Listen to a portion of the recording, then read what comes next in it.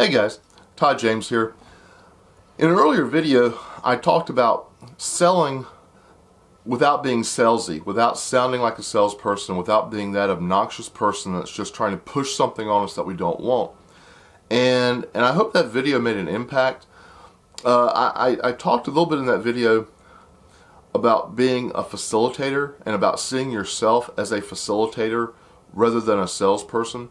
And I want to follow up on that idea.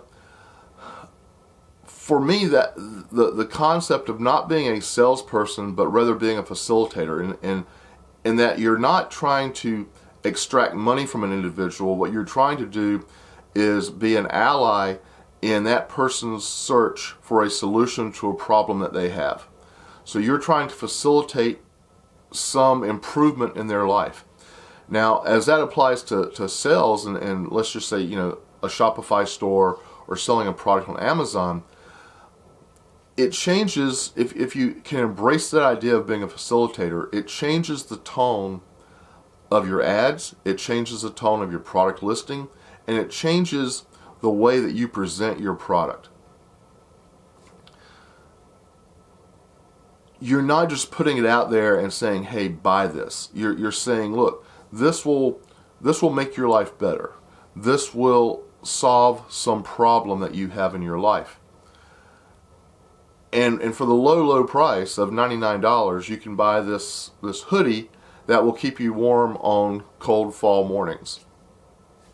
Things of that nature. You can back that up with graphics of someone standing out in a fog-covered field wearing this hoodie in a setting that looks very cold, and the hoodie is keeping them warm. It's a lot of it's subliminal. A lot of it is designed to impact us in a way that we're not consciously aware that we're being manipulated to in some sense, but it's also very, very effective. Some people have a hard time moving away from just the pushy sales tactics, buy it now, time is expiring, limited supply, da-da-da-da-da. Well, the idea of creating a sense of urgency and the idea of making your product appear scarce, those tactics have their time and place, don't get me wrong. Using them is not a bad thing. It's just using them over and over and over again, especially when your competitors are doing the same thing. It's a real turnoff to your consumer. So you may drive someone to your website, you may drive someone to your Shopify store, and they may in fact put an item into the shopping cart only to decide, well, I'll buy it later, or I don't really need this. And nothing is more frustrating as someone trying to sell than seeing people that went so far as to put an item into the shopping cart and then they just forgot about it. They went away and went on with their lives and left you hanging, so to speak. So using the tactics and strategies that I'm talking about here, where you're facilitating in the search for a solution to a problem that they have, you've essentially pre-sold that product. When they acknowledge that there is some issue that they are having difficulty with, they are also to some degree acknowledging or recognizing that they will in fact buy a solution once that solution is found. So now you are working with them. You're not working against them. You're working with them to help them find a solution. Knowing how to do this so that you can convey urgency and quality and all the other attributes that your product has that you want it to have in order to be more appealing, being able to convey this in your ads and on your website and on your product listing page are valuable skills. They are incredibly valuable skills.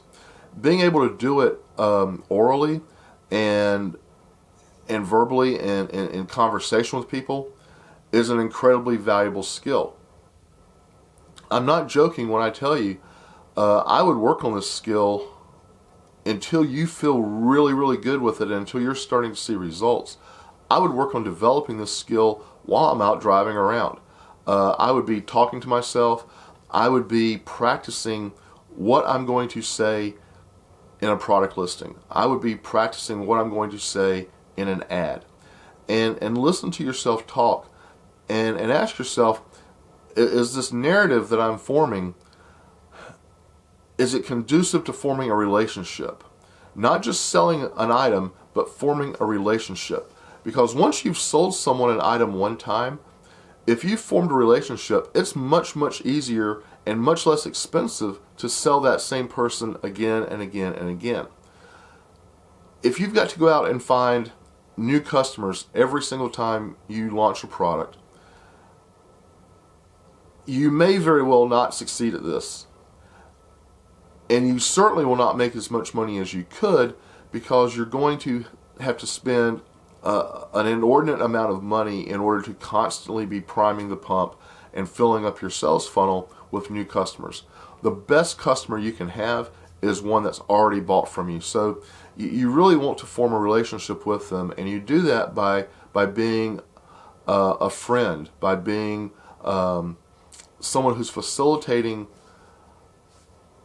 this search for a solution to a problem in their life.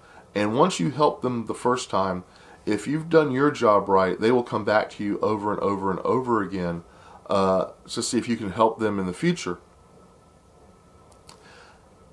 Having this ability to sell is, in my opinion, one of the most valuable social skills you can possibly have. Understand, everyone is a salesperson. It doesn't matter if you have an online store. It doesn't matter if you are answering the phones on a switchboard somewhere. You could not be further removed from a brick and mortar store or from what you perceive as a sales position. Well, you're wrong. Everyone sells. You are selling a product, you're selling a service, you're selling some type of intangible benefit, or you're selling yourself. And I don't mean that in a negative way. When you go to a job interview, you are selling yourself. When you're talking to someone on the phone, or you're conveying information, or you're communicating via email or text message, there is almost no conceivable interaction with another person that doesn't involve some type of selling.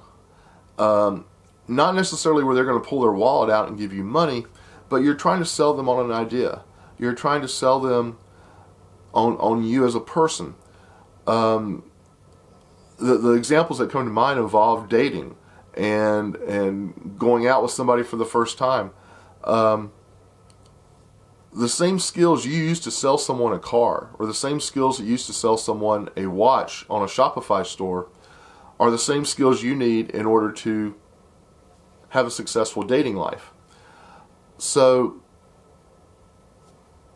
think about this. I'm going to leave it there because I really can't explain it. You've got to wrap your head around this yourself. You've got to get to a point where it makes sense to you. I expect for there to be questions. I think I would have questions, so please don't hesitate to put any questions you have in the comments section below. I will respond to those questions. Hit like and subscribe if you have not already. I appreciate you watching, and we'll see you in the next video.